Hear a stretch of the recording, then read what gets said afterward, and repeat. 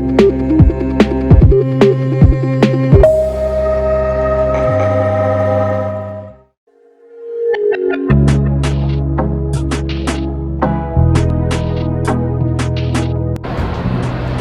Polri akan melakukan penyelidikan terkait adanya dugaan penyelundupan warga negara Indonesia (WNI) secara ilegal ke Malaysia usai peristiwa kapal bot pancung yang membawa 50 WNI ilegal tenggelam di perairan Tanjung Balau, Kota Tinggi, Johor Bahru, Malaysia, Rabu 15 Desember 2021 lalu. Kabag Penum Divisi Humas Mabes Polri, Kombes Pol Ahmad Ramadan mengatakan, nantinya pihak kepolisian akan melakukan pendalaman terkait dengan proses pengiriman WNI tersebut ke negeri jiran. Kendati begitu, Ramadan belum dapat menentukan terkait kapan dimulainya proses penyelidikan. Untuk saat ini, yang menjadi fokus pemerintah melakukan penyelamatan terhadap WNI yang menjadi korban dari tenggelamnya kapal bot pancung tersebut.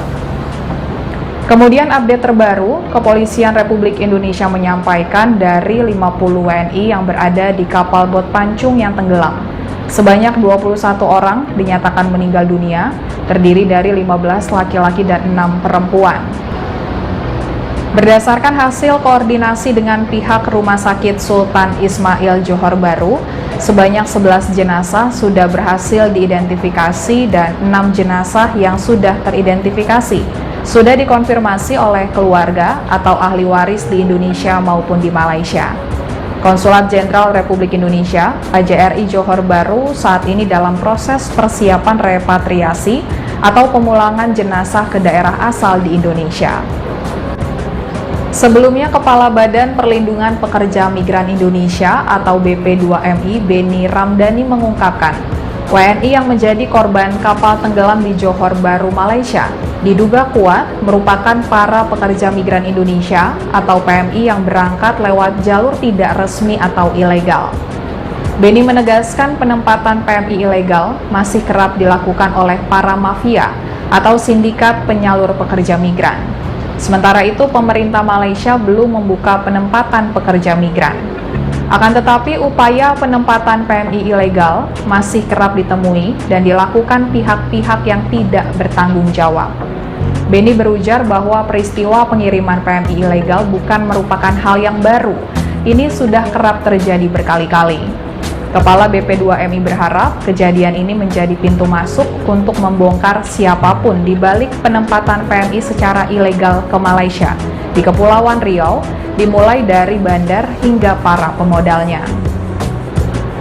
Tapi bagaimana kita lebih melihat kepada menolong korban ya. Kita belum melihat statusnya, tentu itu nanti ke arah sana. Kita akan lihat proses mereka atau proses pengiriman, siapa yang mengirimkan mereka ke sana, itu nanti. Tapi sekarang kita lebih konsentrasi bagaimana menyelamatkan mereka sebagai korban kecelakaan laut. Ya, itu dulu mungkin yang kita lakukan, kita menyelamatkan.